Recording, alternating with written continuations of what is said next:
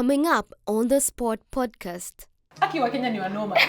There's this guy who they created AI tools to help you explain the finance bill and the constitution as well. Yes. Nashindanga ati, I don't do politics. Politics will 100,000% do you. Our victory is not defined by one big victory. Yeah. It's by very many small losses and very many small wins. Yeah. That gets us to that point. This is The Spot, an open and honest conversation about life and love and everything in between with me, STL Yamumo. Welcome to The Spot. My name is Yamumo Stella. And yes, we are at the Nomad Corner. It's an amazing place. Chilled out. Yani, it's amazing. You need to check out this place. Inakaa fiti sana. Totally love the vibes here. And yani, tumechill too. And kama kawaida, we are having another interesting conversation with my guest, Mambo. How are you doing today? I'm doing okay. Kuna baridi. We're still in July, the last week. Yeah. So, introduce yourself. Hello everyone. My name is Washera Pande. Yeah, I'm me and I'm here. And you're I don't know here. what else to add, but yeah. Okay. Before to get into our conversation for today, ningetaka tu kukuuliza, like, what have you seen or heard or, seen on socials or around you that has maybe kitu interesting? What would you say that is interesting, ama thought-provoking, ama crazy, ama just a random thing that catch your attention? July, say story nianguka nayo. Nini? That's the only thing that's interesting out there right now. Can you dance to anguka nayo? No, I can't. Seriously? I used to dance. I usually tell people my dance, the dancing gene skipped me as an African. So Juku dance. Are you planning to learn maybe? No. Uh-huh. No. Ni kama kwambia mzungu ajaribu kujifunza kudance. Cheka. Anyway, interesting thing, profound thing. Hey, I have to check my phone because I can't think of anything. I mean, there's a lot. The thing is, go for Instagram, TikTok, Twitter. It's so much information that just comes and goes. Yeah. And then you keep going. Yeah. I'll have to check and see what I've saved. Because I have seen something. Do you want to check on your phone? Yeah. Because I want to check on my phone as well. How? There's something I saw and kwa happy. Thank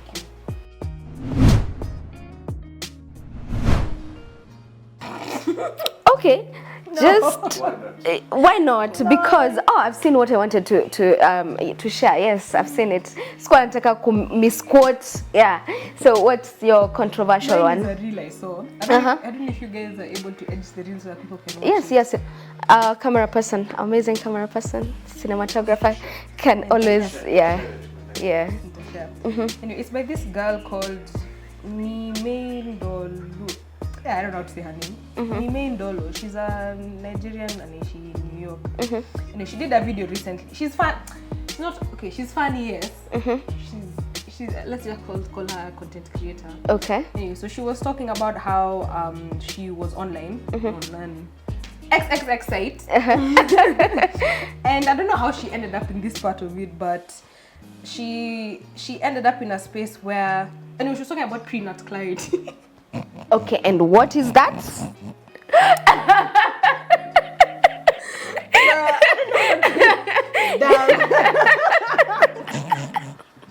Okay, let me explain. This is where you're putting that reel so that people can understand what I'm saying. Yeah. But she was talking about the difference between prenat clarity and post-nat clarity. And prenat clarity is like before you get to that point, you're looking for specific content. And she was saying, she started reading the comments. And she was so saddened to find all of these men are here talking about how they've watched this thing, they've cried, they're like, I just need a hug. She was saying, it was just weird. Anyway, so if you watch the reel, you'll understand what I'm saying.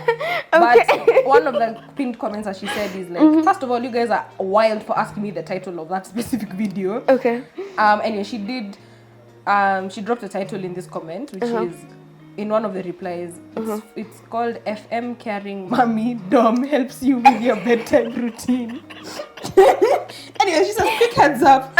From what I heard, there's no sexual content on this video, but there was a lot of toothbrushing sounds and kind words. Not gonna lie, I couldn't even get to the end. I read the comments with the audio on, cried, and then she left. I need to check that video. It's so bad.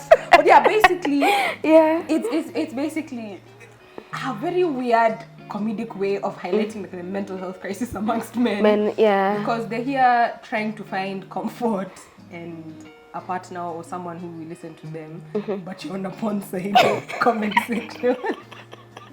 Do you think, I think we're in a society whereby women, I think women are more knowledgeable when it comes to their sexual reproductive health and, you know, but men, I don't think there are people or there are men who get to talk to men about sex and, you know, yeah. They told you're gay or something. Yeah. Anyway, so yeah, that was basically the prenup clarity that she got. She was like, bruh, I'm gonna leave. And she left. She was like, this is too much. But yeah, it's just like very interesting. So what's the thing? The thing about like porn is like you have different avenues, no niches, And that's the one place that men get their sex education from. which is terrifying. Yeah. But there's different niches. So you see like all of these ASMR things where you're seeing women at choose, do sweets, nini. Apparently people get off that stuff.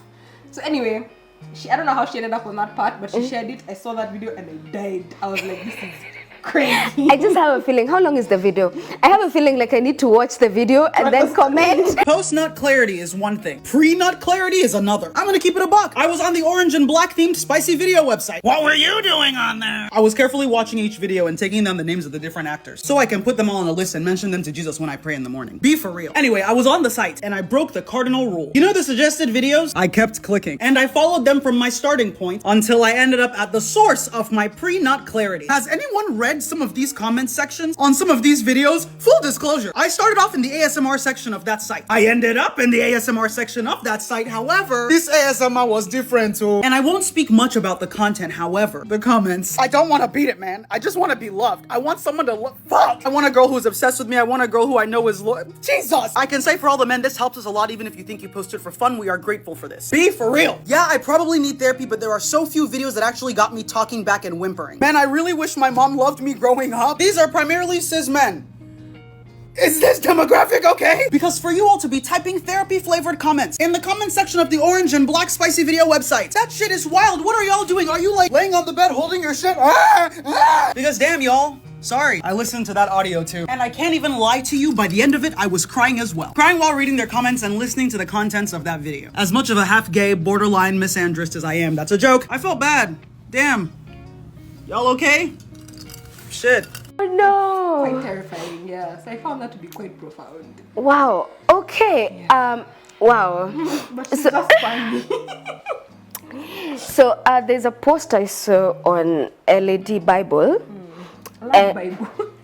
Lad Bible, yeah. Sijui mbona anaitanga LED. Okay. Unaitangaje? No, the page. The Lad page. Bible. Lad Bible. Okay. Whatever. Okay, so ilikuwa in show this post about it, swingers party, like the biggest sex festival in Britain, and people were paying to attend that particular festival and get to swing partners, and you know, like It's a sex fest. yes. What is your take on that? I mean, I'll say human beings are sexual beings. So whether you want to believe it or not, people be fucking. Yeah. And we act like and we walk around like people who don't have sex. Yeah. That happens. Yeah. Again, that's like a clear thing of like what she was saying when she was on the porn website. She was like, yeah, I'm here doing trying to clear this nut. Yeah. So I mean, it happens. I just think that we've shunned sex so much that we don't have a healthy way of like interacting with it. Like those men shouldn't be on that website's comment section saying how they wish their mom loved them. That's not where Exactly, they should be getting their therapy. Yeah. You should be able to go and find friends who will be able to do that for you. But then again, Or a therapist. yeah. But realistically, even historically, prostitutes have been therapists for a very long time. That job comes hand in hand. The man comes and does this thing, next thing you know, you're holding him, comforting him and everything. Oh no, yeah. So That's so true. Yeah. Yeah. I think it's also just good to just demystify these things and accept that this video wasn't gonna happen. Would you go to a sex fest? Personally, no. Yeah. Because there's people with diseases. I know, There's 'cause, also men who will take advantage of you. Yeah. No, I wouldn't feel safe in that situation. Yes. Actually, kuna msali kwa nasema and I feel too that's like an STI kind of festival where people are just going to be exchanging STIs. No, I mean, but to be fair, though, kuna kwanga na nini na like rules and regulations. Like I think I'm assuming. Sometimes I think you have to go like have a clean bill of health.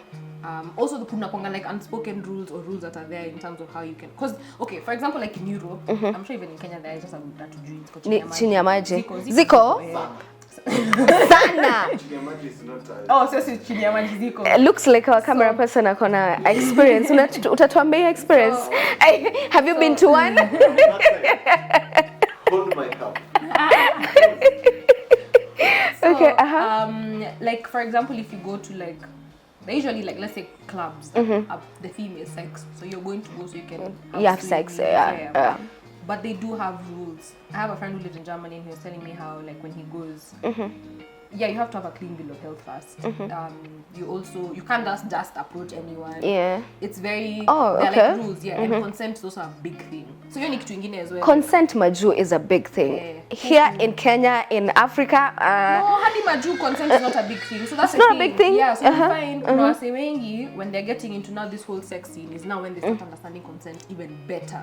Oh, okay. Because una interact na people who are sexually liberated. So ana hizo stuff kama sisi wewe feature like these people don't care. Yeah. Like, I sleep with people. So so like then you have start having open conversations and gradually anza ku understand hizo nini za consent na vitu kama hizo. I usually say for Kenya, one of the best podcasts for me that helped me understand consent and sex is the Spread podcast. Okay. Oh yeah, Kaz is amazing. Yeah, very so amazing. The work that they've done in terms of even pongelea stuff za sex work, what they call pole dancing, and then also relationships, and then obviously consent. Yeah, it's very important. So that is a conversation we'll have on the spot soon. But today we're having a totally different conversation. Washera, sijui kama watu wanajua, but I don't know if people recognize you, but you had this viral video on TikTok, on Instagram, I mean everywhere. And maybe you can take us back, like why did you get into the protest, like mbona uli decide, kama Gen Z, let me be at the forefront. Unajua ungekuwa somewhere uko behind too, una take selfies and just videos, but and people are running away from them. So what we need to do is go together as a group. If you see an agitator, sit down and be quiet. Let that agitator look like an idiot, okay? Yeah. Okay? Yeah. We're gonna go together. To what? We're gonna go what? Together. Those cops are downstairs wearing riot gear. We don't have anything to harm them, Sidio? Yeah. So let them go with their riot gear, but for us, we are peaceful civilians. Yes. If you see a cop in plain clothes, call them out, sit down, point at them. Okay? Yes. If you hear someone who is instigating, make them look like a fool. Like the politician that paid them, they are fools. Sidio? Yes.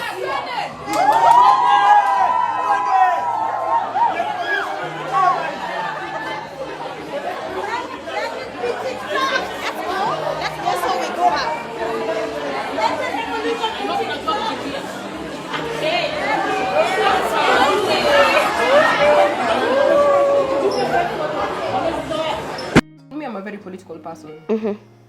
Sijongi kunyamaza. For real? 100%. Yeah. 100%. Okay. Even like in university, I used to go for protests and everything. Like, in kawaida yangu. Mimi sizi nyamaza. So, me, the thing that, so that video was when like we at Java hapo Kimathi Street. Yeah. Nilikuwa naambia wasi tutoke juu. Kulikuwa na masanse hapo chini, wanapiga tear gas hata hakuna watu kwa barabara. And I'm like, all of us were up here, why are we being scared? Tutoke sisi wote tuende. And what I was saying on that video is telling people like mapolisi wakija ama magunzo wakikuja wajaribu kunini.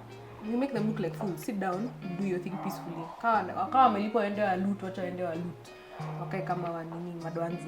Anyway, so me, I'm just very political. I love my background is in social sciences and sociology. Okay. Yeah, so I love understanding how society affects us, how politics affects us. I usually say, "Nyi mnashindanga ati I don't do politics." Politics will 100,000% do you. And you know, we are at a time whereby you cannot afford not to have a political opinion. Yeah. I mean, even it's knowledge, and knowledge. Yeah. So that's just me. That's just the way I am. No, you become a politician. I'm like, nah. I'm not a You just never know. Never say never. very good. I don't have the Never say capacity to never. lie. Unaweza itwa. I can't be. Maybe you're the person we're looking for. Yeah, the 1%. Thanks, guys. Thanks, Yeah. guys. But yeah, so that's how I ended up in meeting. Hizo za wase wanaogopa kutoka. So that's why I stood and I was like, guys, let's do this. Let's do this. It was so funny because nikaa simu tano zilitokea. Everybody was just like, Yeah. okay, sawa. How was the how did that turn out? Like wakati ulijiona, like it went viral and everything. How did that affect you, either positively or negatively, or how did that, Hadi you know? Sijai watch your video full. Okay. Seriously, what? Do people recognize you on the streets? Yes, no, not on the streets, not on the streets. But that video was forwarded so many times. Mama alikuwa anaambiwa na marafiki zake, huyu nani? Si ni ndoto yako, huyu mtoto wako. Even me, I was being shared for with, you know, mom's friends that you've not spoken to in such a long. Unajua watu unapatananga na mama wako. Alikuwa ananitumia nasema, "Hey, good job." I'm like, auntie, how did you get this video? So that was quite interesting. And then there was this one also whereby ulikuwa hapo Nation Center and you were in a bandana and you were, I don't know, you were just Ilikuwa the first day of the left ya kwanza. Ya tulikimbizana na mapolisi kutoka tena asubuhi hadi 4 jioni, 5 jioni. Mbaya. Hivi. Tulikimbia kutoka Nation Center hadi iko City Hall. Up down.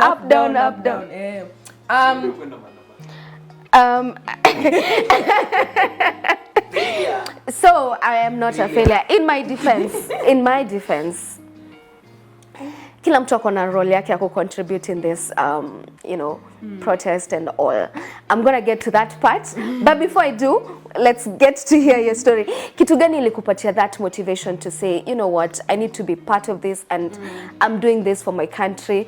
And because previously tulikuwa tunasoma this stuff in history and it felt like kuna freedom fighters, kuna the Mau Mau and everybody else, but tunakam to realize that now the fighters you read about it's you. So what gave you that push? Yeah. So actually, I like when you mentioned history. I love reading history, especially history for Kenya. So a lot of my knowledge and inspiration is drawn from them. And then also the realization, this is tuko. Reality is, not when Anonymous actually drop video the first Tuesday. Most people are useless, man. That's like people are like, oh my gosh, Anonymous when you like to release your information, release. But the reality is, we have no one else but ourselves. Yeah.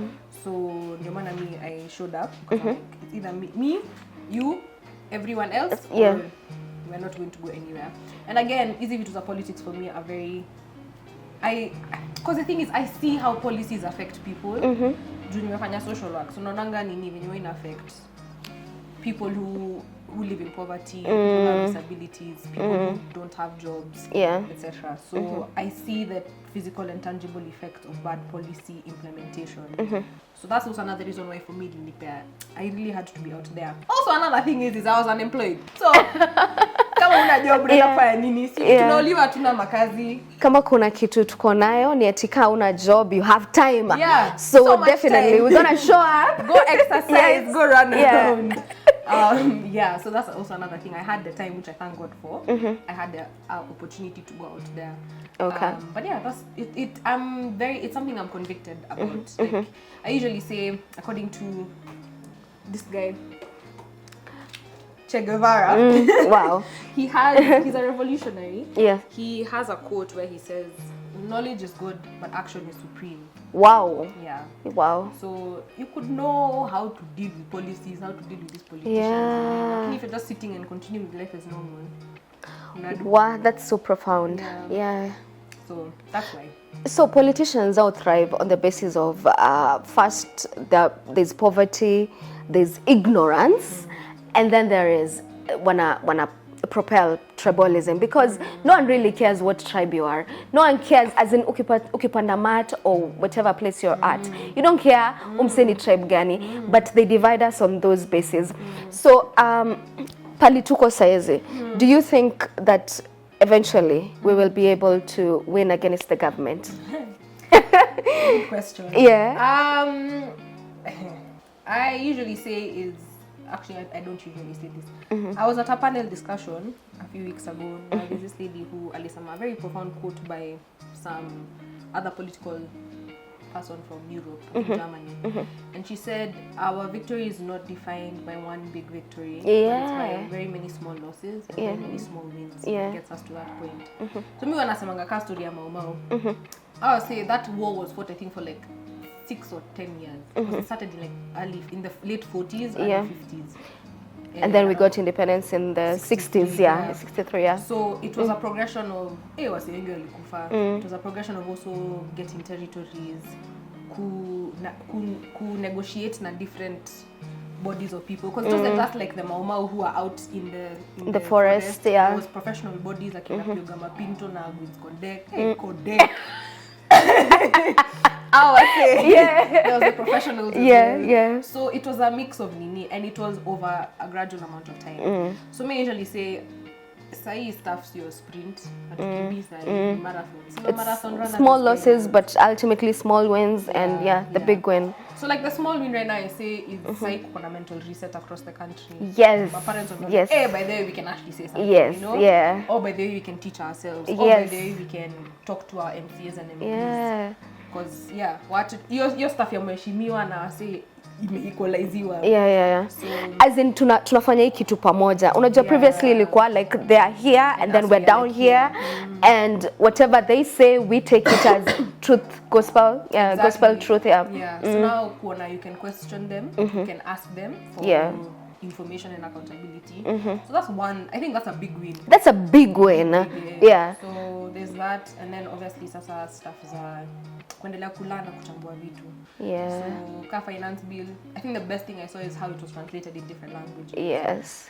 Even right now, all of those other bills that came out consecutively. Me Aki wa Kenya ni wanoma. You know, there's this guy who they created AI tools to help you explain the finance bill and the constitution as well. Yes. So we're coming up with solutions to the problems that so that's also a big win kwa na wase wanajitolea, because for the longest time tech bros wanajionanga mimi sasa nitafanya nini, but the fact that they were able to create those tools, other people are creating spaces to hold hizo ma videos za mapolisi wakifanya Kenya wanafanya, because the reality is you can't rely on online platforms such as Twitter, Instagram and to save hizo videos. Even the cloud you can't, because I don't know, the government has its own, okay, maybe not the cloud, but like Twitter and the government has ways of taking down these things. So we need to have our own archives, we need to have our own storage of because that's evidence. Yeah. Na watu yetu watajua nini? Unajua tukaanza kusema 2024 there was this uprising. Okay, where is it? Yeah, where is someone it? To scroll through your Twitter thread. Talking about history, umetouch a very interesting point ikanikumbusha kitu that many times history inakuanga written according to the person it favors. Because if you think about even the Kenyan history, I kind of like feel like sisi wote tunajua like this guy Uhuru's father, Jomo Kenyatta is the hero, but I feel like kulikuwa na other heroes that were unmentioned, and then pia the South African guy Nelson Mandela. I feel like this guy was in prison for 27 years. And then akatoka and he was everybody anajua ndio hero. But I feel like there was a heroine that was never acknowledged in that whole process. Winnie. I don't know. In this whole process, heroines wetu ni kina nani na heroes? I mean, me one thing I'll say is a lot of people, especially wa Mau Mau, especially the children, watasema Jomo Kenyatta was not a hero. Yes. Who do you think was he a hero? I just think he's a man who saw an opportunity. Exactly. Yeah. Na advantage ni alikuwa amesoma. Yeah. Lakini unajua lisomeshwa na nani? Na community. Na That's community. the really sad part. Yeah. The community rallied behind him. Raised funds. Sent Funds him abroad. broad. Then when he came back, I realized, hapa kuna opportunity. Took it. Yeah. So like that's the thing, as you said, the history is written by those who kuna hii quote ingine ya sijui Chinua Achebe. Until as long as na misquote, but as long as the lion Just the history, the story will glorify the story of the hunter and not the hunted. Yes. Something like that. Yeah. So the whole idea is that as long as we are having the people who put us in this situation or oppressed us writing our history, it will glorify them. No maana Jomo Kenyatta anaonanga kama ndio hero, yeah. Nelson Mandela. Yeah. Uko South Africa wanasahau Steve Biko, they forget the 6 people Who died, who laid a bank in siege for a while until Nelson Mandela was released. There's so much more, yeah. Same with like the Mau Mau, the Kenya Land and Freedom Army. It wasn't just kwa forest. Yeah. So definitely, I agree with you. There's so many heroes and heroines we don't know about. And that's why I'm saying like the beauty about us as a generation is tunapendanga kuchambua information. Kwanza kaa tunatukia mtu. And actually imekuwa ikiwa in everybody's favor, because every time there's a situation wasa wanachambua very fast. Yeah. Na wanatoa mi hadi nilikuwa na show mom na mwambia cheki wamepata sijui ati so and so nini. Akasema how do you guys even find that information? Because I'm also finding personal information. At the click of a button, yani, you get all the information. But now, with the Gen Z and partly also the millennials, it's leaderless. And to some extent, that's a weak point if from the outside community. Wanaangalia kwa like, say hawana direction. So long as hakuna direction, they're going nowhere.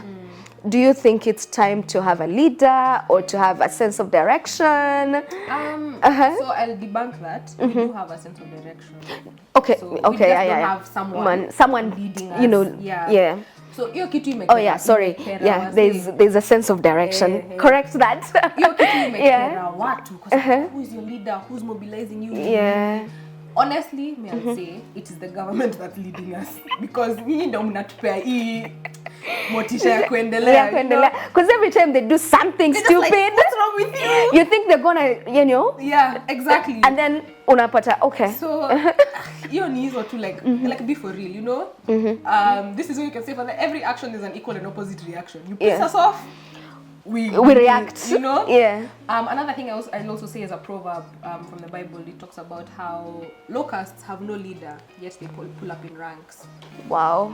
Unaonanga locusts ikiwa na leader. Hazinanga leader. Hapa na locusts zinakujanga zinafika hiyo chakula yote. They keep going. So it's a similar thing. So it has worked to our advantage. However, when it reaches a point sasa na ku negotiate now with the institutions, sasa when you're saying okay, when you're saying we want a dialogue, or we want to talk to someone, that maybe might be a weak point. And even for the longevity of the movement, you will need different people leading different dockets. However, me I personally believe sio lazima watoke sahi. And I also believe like they'll come out in time. In time, they need to. And I'm not saying that they are hiding right now. No. Leaders are being made as we speak. These people who are mobilizing communities, watu wako wanajua wanaweza fanya hii kazi lakini wanafanya. You know? Even the fact that we are able to mobilize your Tuesday yenye wase waliuliwa parliament. 32 out of the 47 counties had protests. Yes. Meaning before this happened kulikuwa na wase walikuwa wanafanya hiyo community work. Walikuwa wanafanya hiyo civic education. Ndio wase wafikirie this is happening, I need to take action. And even the videos you are seeing kutoka Northeastern, kutoka Coast, kutoka nini, people were expressing genuine concern. Watu wako wanaongelelea tu kaji baseless. They knew. So that means there's been people who've been doing that work maybe 5-10 years. You never know. And then and then when that moment happened, they came out. So I don't know this thing. And then also hii stuff ya kuongelelea leader ni it's a very Kenyan thing in terms of hata ukiangalia how our leaders have done leadership in this country. Leadership is a joke. Yeah, that's why I did this. Yeah. Because anyway, so like for example, looking at one, the people who are in power and who have been in power for Kenya's independent history are the same people. This movement has an opportunity to create leaders. Yeah. We don't know who those people will come out later. We don't know how it's going to look. Yeah. But yeah, so yes, that you're leaderless, mi nasemanga it's also an example of the institution, of the presidency and whoever freaking out and saying, who do we talk to? There's no one to talk to. Either talk to all of us. Talk to all of us. Or just listen. Me, that's another thing I was saying, like wana acting kama hatujijui. Tumesema tunataka to reject finance bill.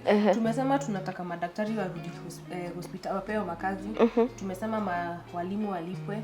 Tumesema we want institutions that work. What is so hard about that? Nothing is so hard, but I think they're not listening. And also na feel pia they're not used to being dictated to. Yes. Yeah. Hawajazoea, wamezoea tu wakisema kitu, we take it as gospel truth and move forward. So the president, President Ruto. So first I come out and said, do away. Yeah, ametusikia. I've heard you. Then the next thing, does away with the cabinet, and we're like, oh, that's a win. And then does and equally. We're like, okay, this is your moment to redeem yourself, to do better. And then anafanya something so, okay. So, as it stands right now, hatuna opposition. Because technically, sioni the people picked from opposition nominated for the CS positions wakikata. Hakuna leader, hakuna mse in leadership or gets a position and says no. So, how do we move? I kept saying. Akumbuki the first time Raila alienda kuongea na wasi, alienda sijui state. Kwanza wewe ni mswa handshake sasa. Kasema it's official guys, we are the opposition. Yes. So the reality is we are still the opposition. Like collectively as people we are the opposition. Sisi ndo tunasema zi. And also I guess it's also, I think it's been so nice. Unajua watu wanasema kusema oh the king is naked. The beauty about all of this is the truth has come out. The person who we thought they were the opposition, huyo msewa handshake sasa, ametulet down na tumejua his true intentions. Exactly. Yeah. So the reality is, we were never in the picture. Exactly. Yeah. So the reality is that your opposition yake ilikuwa na nini, ilikuwa tu picha. Yake alikuwa let me get a piece of this cake, you know. Yeah. Including now those people who've been given those cabinet secretary positions. Because me, if you ask me, kama walikuwa opposition ya ukweli, wangekata hizo nini. Wangekata hiyo wangezikata safi. But because the political class are one people, yes, they play the game wanasema mimi niko hii side. Niko hii side, but the reality they're the same. They're the same. They're the same people. Yeah, it's monkey see, monkey do, and And for me, it's also a sign of there's a shift in the way we're going to be doing Kenyan politics. You can't just do vitu kitambo. Kwa tribeless, haiwezi anza na tribal lines. That is a big win, kwanza, because now they can't divide us on the basis of tribe. Utaenda Kawangware, kuna Wakikuyu, kuna Waluya, kuna Wakalenjin, kuna Wakisii. Utaenda Karen, upate it's the same. Karen is not just Wazungu, sasa kuna everybody is there, you know? So like, they don't have that advantage, which was a very powerful thing that they had. And then now we are more knowledgeable, so ignorance pain inaenda chini. Yes. That's why me, watu wanasema ati TikTok ni headache, Twitter ni headache. Wakiingia TikTok kichwa itapasuka. Kai. The amount of videos that I've just been churned out TV. Watu wana explain he. So like me, I don't, unless me. So, and that's also another reason when our say wame unite in terms of sasa opposition sasa wako in bed na the government. Which is also a very telling sign kuonyesha enyewe really pushed these people to the point where hadi yo maskia opposition imetoka. Which is very telling. It shows that we've actually put pressure on them. However, it is also very dangerous for us because we need to know sasa ni watu wote wako united. And as long as they stay united, it is also up to us for us to stay united and to continue pushing. So that's correct. And the challenge may be unakumbuka history will repeat itself. Wakati wa Mau Mau kulikuwa na the guys who are opposing the colonialists and kulikuwa na the person who are in support and then kulikuwa na watu wa katikati hapo, the collaborators. Obviously even in this time bado kutakuwa nao. Si tumeona. Bado wako. So now you know what happens. Me, I say the same dawa we gave akina Osama Otero. Tuendele tu kuwapea. Because that's the reality. Like I think your story ya Osama Otero iliniudhi. Because one, women have been saying that these people are problematic on Twitter. Yes. Because of all the misogynistic comments they talk about. Hata vitu zenye wanasemanga, hata the way they even talk about like okay, I don't think it was Osama Otero, but like there was this whole thing of when they said that will storm State House or whatever. Kulikuwa na some men on the comment section walikuwa nasema they'll go and rape Charlene Ruto. And I'm like, why would you say why that? Would you say that? Yeah. Men liking, retweeting. I'm like, guys, no, there's no time that rape is ever acceptable. Yeah. You know?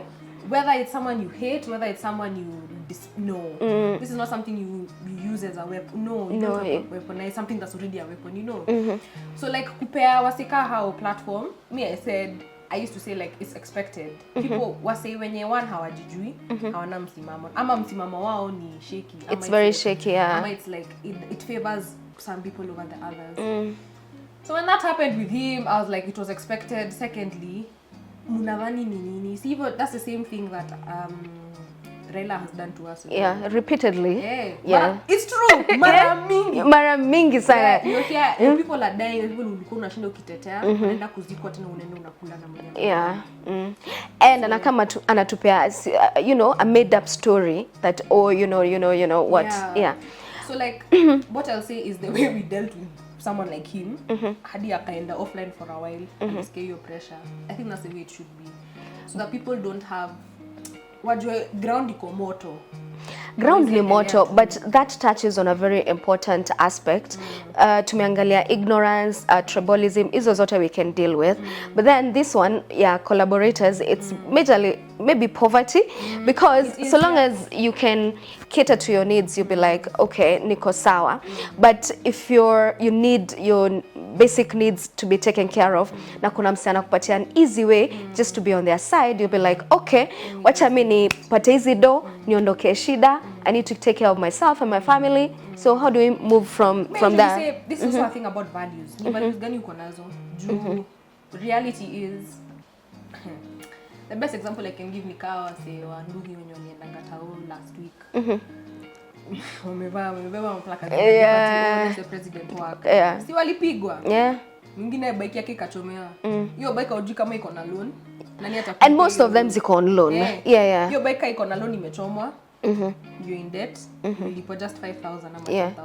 Hizo ni more, but that's a lie. Whatever. I don't think. You know, but it could be maybe 2,000. That's at 2,000. Most. Guy, sasa 2,000 inakusaidia na nini hii economy? Exactly. Hii economy ya itakusaidiaje?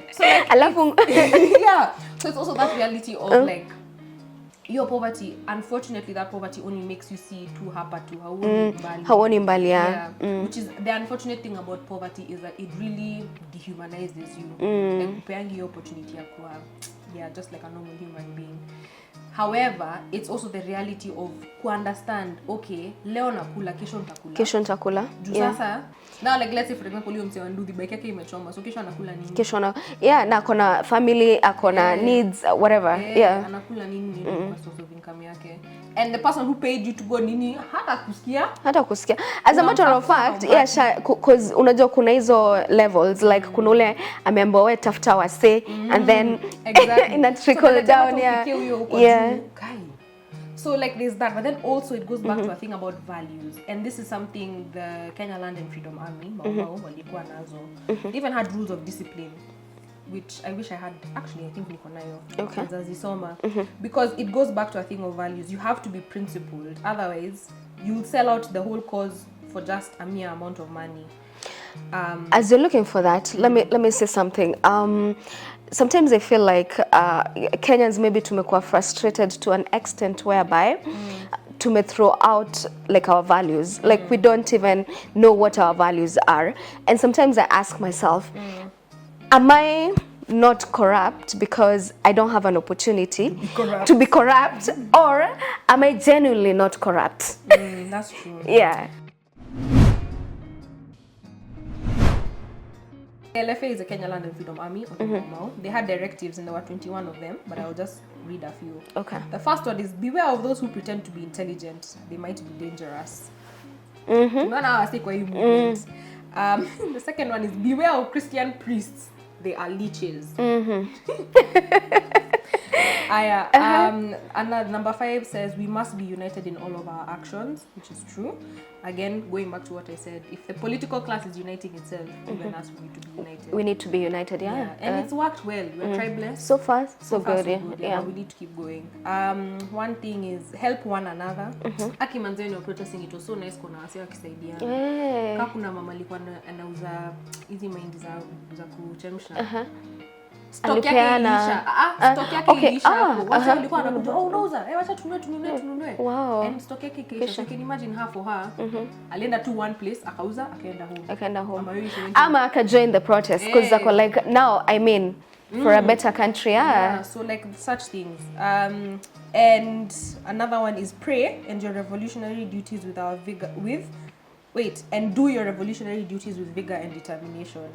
So contrary to popular opinion, yes, the KLFA were not Christian, but they had their own philosophical and spiritual way of doing things. Yeah, they were spiritual, So the Kikuyu, the Meru, the whatever, all of them had their own ways of relating to God. And prayer was a big thing. Prayer is always a big thing, yeah. Yeah. So it's also good to connect to the divine and understand, and also ask for guidance, wisdom, and protection. And one that is very harsh, it says cowards should be castrated. Which I think is a bit extreme. But there needs to be a mode of punishment. Yeah. And then the last one that I'll share is discipline is our greatest strength. Be disciplined. Yeah. Stick to your guns and keep moving. I think you can share that, and then we can share it as well. And there's something I wanted to say. Oh my goodness, mbona inanipotea?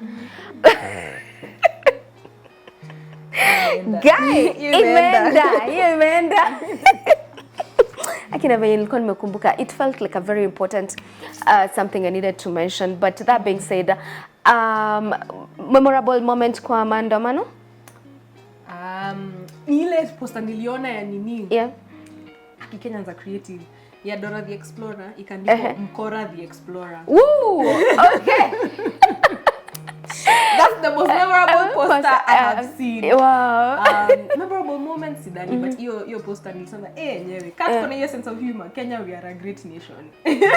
We indeed are. Na tuna set pace for the rest of Africa and the rest of the world. Yep. As we wrap up this conversation, some quick fire. So let's see, just random questions. So I have a head and a tail, but no body. Who am I? An essay. No, wrong. It's something you use almost every day actually. The road. No. I have a head and a tail. Yeah, but no body. You send your fast fiery questions, bro. Yeah. It's a coin. Oh, okay. Yeah, heads and tails. Yeah, what's your name? Washera. If your name was backwards, what would your name be? Arekao, I think. No, Washera. Yeah, Arekao. Are you sure? Backwards? Yeah. Oh, Thandi Washera. No. Huh? It will be backwards if your name was backwards. Oh, lol. Yeah, that one. Okay, I think that's a nice and amazing place to wrap things up. Where can people connect with you? Maybe on socials? Yeah, on Instagram. Shera Thande. CERATHANDE. Yeah, that one. Yeah, we'll put socials over here. Thank you so much for your time, and definitely this is not the last time unamwona kwa the spot. We'll be having more and more conversations whenever she's available. Rope in on our conversations because we need to keep talking. We need to just continually. Conversations. Yeah. Sawa. Thank you so much for having me. You're welcome.